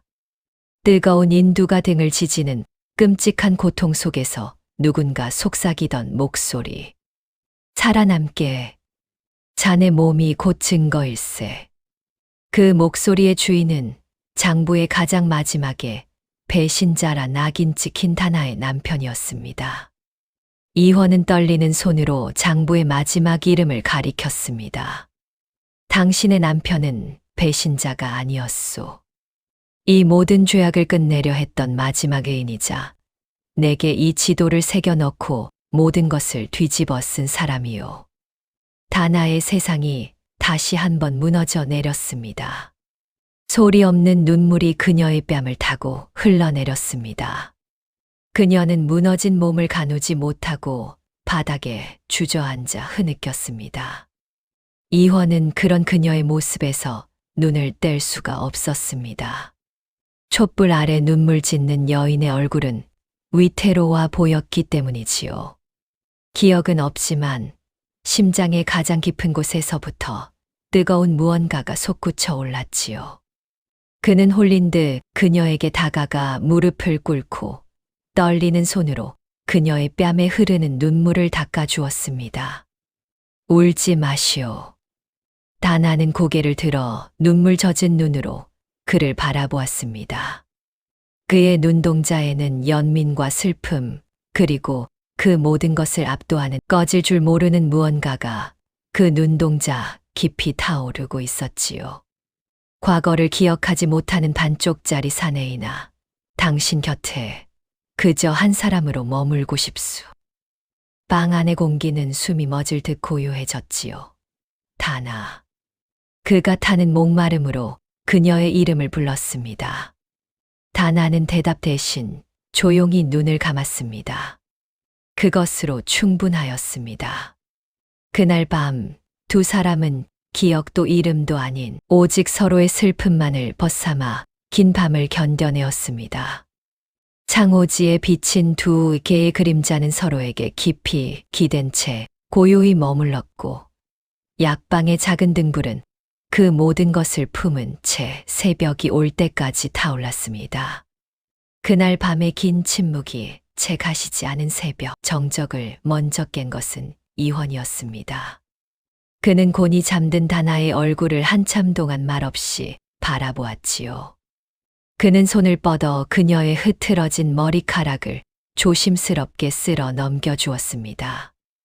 몸을 일으켜 온매무새를 단정히 한 뒤 잠에서 깬 다나와 시선이 마주치자 이원은 잠시 고개를 돌려 끓어오르는 감정을 다스렸습니다. 이내 그는 다시 그녀를 바라보며 무겁고도 낮은 목소리로 말하였지요. 나로 인해 그대의 삶에 지울 수 없는 흔적을 남겼소. 이원의 눈빛은 흔들림이 없었습니다. 자신의 행동에 대한 온전한 책임과 결연한 의지가 담겨 있었지요. 다나는 아무 말도 할 수 없었습니다.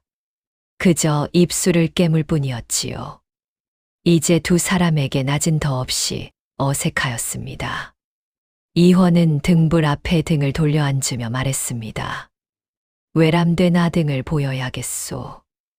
이 문양을 종이에 옮겨야만 진짜 장부의 위치를 알 수 있을 것이오. 다나는 떨리는 손으로 먹과 붓을 들었습니다. 이원이 천천히 저고리를 벗자 등불 아래 그의 단단하고 고든 등이 드러났습니다.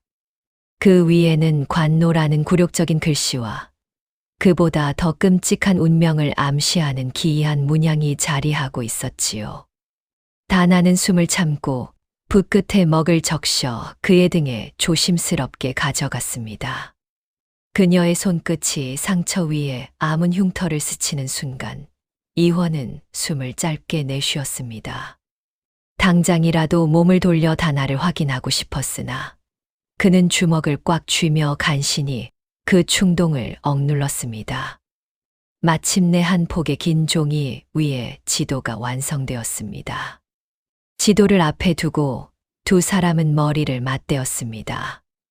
약초에 능한 다나는 그 문양이 단순한 그림이 아닌 특정 장소에서만 자생하는 귀한 약초들과 산의 능선, 오래된 나무의 위치를 암시하는 것임을 단번에 꿰뚫어 보았지요.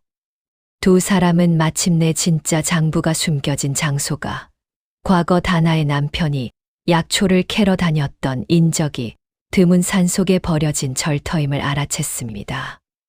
내일 새벽 동이 트기 전에 길을 떠나야겠소. 저도 가겠습니다.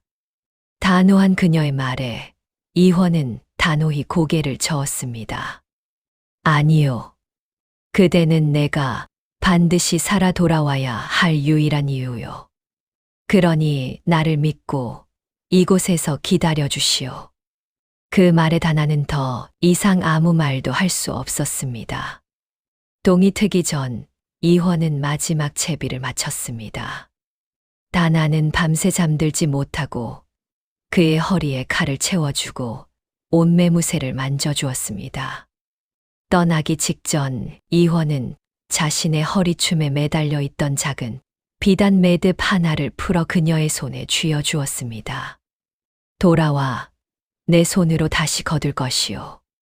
그 말 속에는 돌아와 그녀의 삶 또한 온전히 자신의 것으로 거두겠다는 무언의 맹세가 담겨 있었습니다.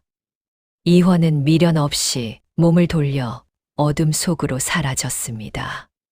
다나는 차가운 새벽 공기 속에 홀로 남아 그의 마지막 약조가 담긴 작은 매듭을 가슴에 품고 하염없이 눈물을 흘렸습니다. 이원을 떠나보낸 약방의 시간은 마치 영원히 녹지 않을 겨울 강물처럼 더디고 차갑게 흘러갔습니다. 다나는 뜬 눈으로 밤을 새우고 동이 트자마자 멍하니 솥을 걸고 국밥을 끓였지요. 하지만 그날 그녀의 국밥은 장꾼들의 허기를 채우기 위함이 아니었습니다. 혹시라도 만에 하나라도 피투성이에 그가 다시 돌아왔을 때 따뜻한 밥 한 그릇이라도 먹여야 한다는 처절한 기다림의 증표였지요. 그녀는 온종일 문 밖에서 들려오는 작은 소리 하나하나에 심장이 철렁 내려앉으면서도 손에서는 그가 남기고 간 작은 비단 매듭을 놓지 못하였습니다.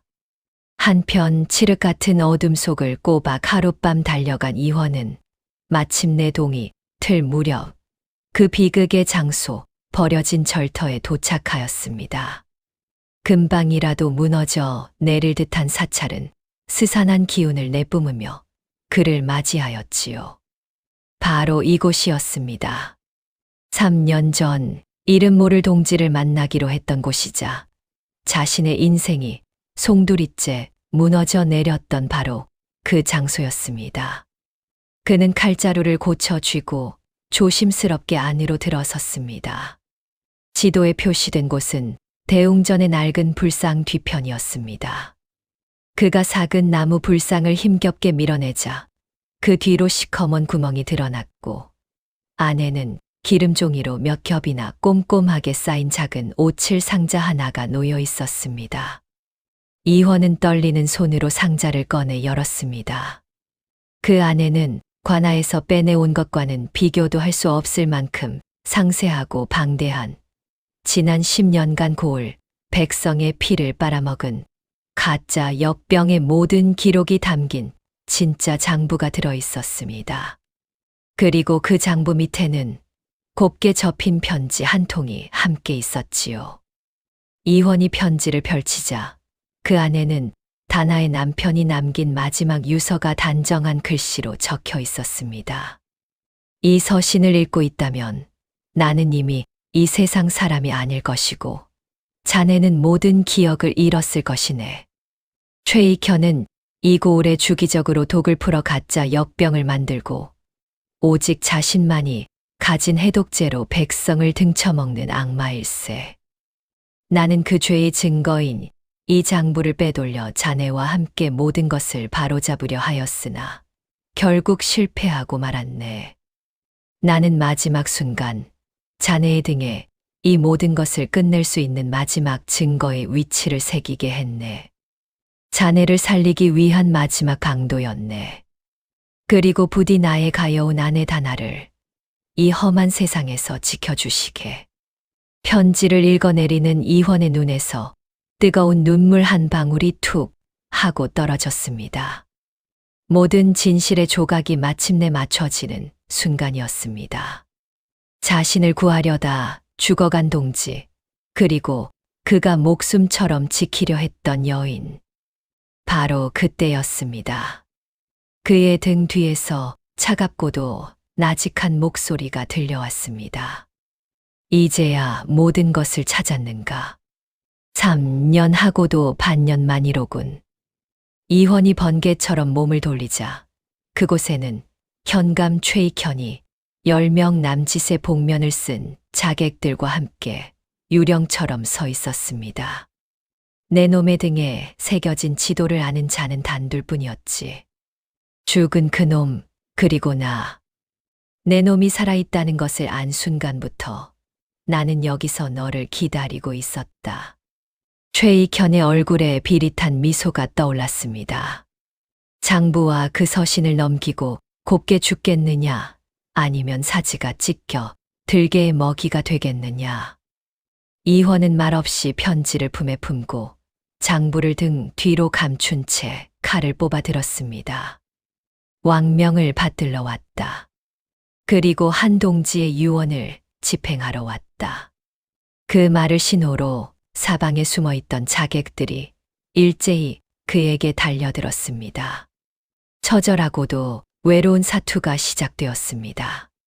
사방에서 날아드는 칼날을 쳐내고 적의 목을 베며 이환은 귀신처럼 싸웠으나 끝없이 밀려드는 적들을 모두 상대하기에는 역부족이었습니다. 사투 끝에 마침내 모든 자객들을 베어 쓰러뜨렸을 때 그의 앞에는 최익현만이 남아 있었습니다. 하지만 이원 역시 온몸이 피투성이가 된 채 칼을 쥔 손을 부들부들 떨고 있었지요. 애송이 놈이 제법이구나. 허나 거기까지다. 최익현이 직접 칼을 뽑아 들고 그에게 달려들었습니다. 노회한 그의 칼솜씨는 젊은 이원을 압도하였고 몇 합이 채 오가기도 전에 이원의 칼이 공중으로 튕겨져 날아갔습니다. 최익현의 칼날이 이원의 심장을 향해 날아드는 절체절명의 순간 이원은 뒤로 넘어지며 옆에 있던 썩은 기둥을 발로 힘껏 찼습니다. 날글대로 낡은 대웅전의 대들보가 삐걱거리는 소리를 내며 엄청난 흙먼지와 함께 최익현의 머리 위로 무너져 내리기 시작했습니다. 으아! 최익현은 미처 피하지 못하고 무너지는 대들보에 깔려 끔찍한 비명을 질렀습니다. 이원은 그 틈을 놓치지 않고 땅에 떨어진 자신의 칼을 주워 그의 숨통을 끊었습니다. 모든 것이 끝났습니다. 이원은 피와 땀, 흙먼지로 범벅이 된 채 무너진 절터의 잔해 속에서 거친 숨을 몰아쉬었습니다. 그는 품속에서 피 묻은 진짜 장부와 다나 남편의 편지를 꺼내 쥐고 비틀거리며 말을 향해 걸어갔습니다. 이제 남은 것은 이 모든 것을 세상에 알리고 그녀에게로 돌아가는 것뿐이었습니다. 그는 말을 달려 현감이 아닌 더 높은 상급 관청인 가명을 향해 마지막 힘을 다해 달려가기 시작했습니다. 한편 해가 뉘엿뉘엿 저물고 약방에 다시 어둠이 찾아들 무렵까지도 이원은 돌아오지 않았습니다. 끓여 놓았던 국밥은 차갑게 식어버렸고 다나의 심장은 새카맣게 타들어갔지요. 그녀는 결국 기다림을 포기하고 그가 남기고 간 비단 매듭을 품에 품은 채 마지막 결심을 합니다. 그녀가 비장한 각오로 약방 문을 나서는 순간이었습니다. 저 멀리서 웬 말 한 필이 주인 없이 비틀거리며 약방을 향해 걸어오고 있었습니다. 그리고 그 말의 등에는 피투성이의 이원이 간신히 밧줄로 몸을 묶은 채 위태롭게 매달려 있었지요. 그는 가명으로 가던 중 결국 정신을 잃었고 그를 태운 영리한 말만이 처음 찾아왔던 그 길을 기억하여 다시 한번 약방의 문 앞으로 돌아온 것이었습니다. 나으리. 다나는 비명을 지르며 달려갔습니다. 그녀는 피투성이의 이원을 말에서 끌어내려 부축하고 다시 약방 안으로 그를 옮겼습니다. 이원은 희미하게 눈을 떠 다나의 얼굴을 확인하고는 품속에서 피에 젖은 장부를 꺼내 그녀의 손에 쥐어주었습니다. 가명으로 이것을. 그 말을 끝으로 그는 다시 깊은 어둠 속으로 빠져들었습니다. 다나는 피 묻은 장부와 사경을 헤매는 이원을 번갈아 보며 절규했습니다. 이제 선택은 온전히 그녀의 몫으로 남겨진 것이었습니다. 약방의 작은 방 안, 시간은 멈춘 듯 고요했습니다. 다나는 피 묻은 장부를 손에 든 채 죽은 듯이 누워있는 이원을 망연자실하게 내려다보고 있었지요. 사내의 숨결은 금방이라도 끊어질 듯 미약했고 상처에서는 계속해서 붉은 피가 배어 나왔습니다. 가명으로 가라. 그의 마지막 말이 귓가에 울렸습니다. 하지만 이 사내를 두고 어찌 발걸음을 뗄 수 있단 말입니까? 다나의 온몸이 사시나무처럼 떨려왔습니다.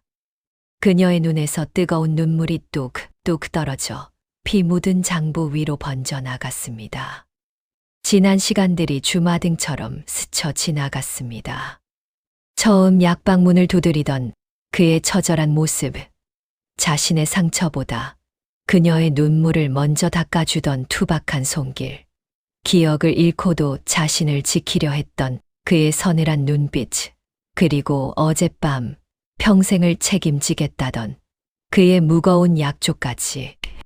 이 모든 것을 떠올리자 다나는 더 이상 참지 못하고 그의 가슴에 얼굴을 묻고 절규했습니다. 안 됩니다. 나를 두고 이리 가시면 안 됩니다. 한참을 울부짖던 그녀가 문득 고개를 들었습니다. 눈물 젖은 그녀의 눈에 그의 품속에서 함께 나온 다나의 남편이 남긴 마지막 유서가 들어왔습니다.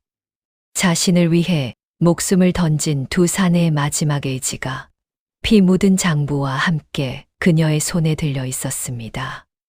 이것은 더 이상 한 사내를 살리는 문제가 아니었습니다.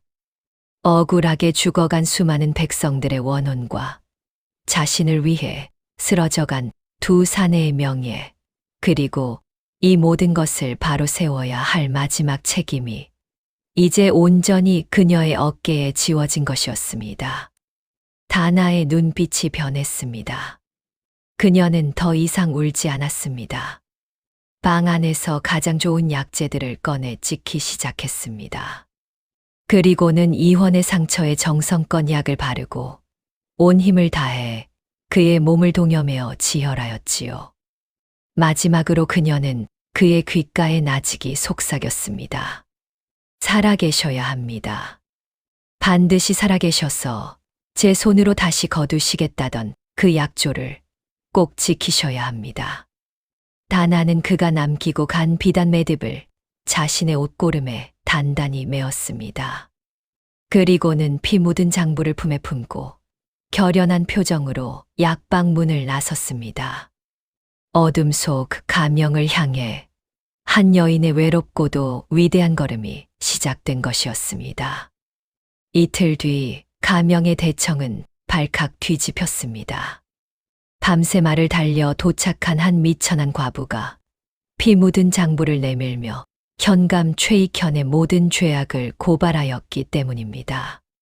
처음에는 그녀를 미친 여인 취급하던 관찰사 또한 장부에 빼곡히 적힌 가짜 역병의 실체와 그 뒤에 찍힌 선명한 옥새를 보고는 경악을 금치 못했지요. 그 옥새는 바로 이헌이 암행의 증표로 가지고 있던 것이었습니다. 모든 진실이 밝혀졌습니다. 즉시 금부도사가 파견되었고 이미 주인이 사라진 최익현의 사가는 쑥대밭이 되었으며 그의 모든 재산은 몰수되었습니다. 그의 일가와 죄를 저지른 아전들까지 모조리 체포되어 법의 엄정한 심판을 받게 되었지요. 고을 백성들은 거리로 쏟아져 나와 환호하였고 마침내 정의가 바로 섰음을 기뻐하였습니다. 모든 폭풍이 지나가고 며칠의 시간이 흘렀습니다. 다나는 지친 몸을 이끌고 다시 약방으로 돌아왔습니다. 문을 열고 들어선 방 안, 그토록 애타게 그리던 사내가 창가에 기대 앉아 조용히 그녀를 바라보고 있었습니다. 그는 아직 몸을 제대로 가누지 못했지만 맑아진 눈빛으로 다나를 맞이하였지요. 두 사람은 아무 말도 하지 않았습니다. 하지만 그 침묵 속에는 수만 가지의 감정이 강물처럼 흐르고 있었지요. 다나가 먼저 자신의 옷고름에 매달았던 비단 매듭을 풀어 그에게 내밀었습니다. 이헌은 그것을 받아들고는 잠시 바라보다가 자신의 허리춤에 매는 대신 다나의 가느다란 손목으로 가져갔습니다. 그리고는 서툴지만 정성스러운 손길로 그녀의 손목에 그 매듭을 단단히 묶어 주었지요. 돌아와 거두겠다던 그의 약조는 이제 그녀를 평생 곁에 두고 지키겠다는 새로운 맹세가 되어 그녀의 손목에 채워진 것이었습니다. 이헌은 그녀의 손을 잡은 채 나직이 말했습니다. 이제 다 끝났소. 다나는 대답 대신 그의 어깨에 조용히 머리를 기댔습니다. 더 이상 눈물은 흐르지 않았습니다. 창밖에서는 기나긴 겨울의 끝을 알리는 따스한 봄 햇살이 약방 마루 위로 눈부시게 쏟아져 내리고 있었습니다. 두 사람이 함께 맞이하는 새로운 아침이었습니다. 이 영상이 마음에 드셨다면 구독과 좋아요, 그리고 따뜻한 댓글로 저희에게 큰 힘을 보태주세요. 조선사연야담은 앞으로도 어르신들께 더욱 좋은 이야기로 보답드리겠습니다. 늘 건강하시고 행복하십시오. 감사합니다.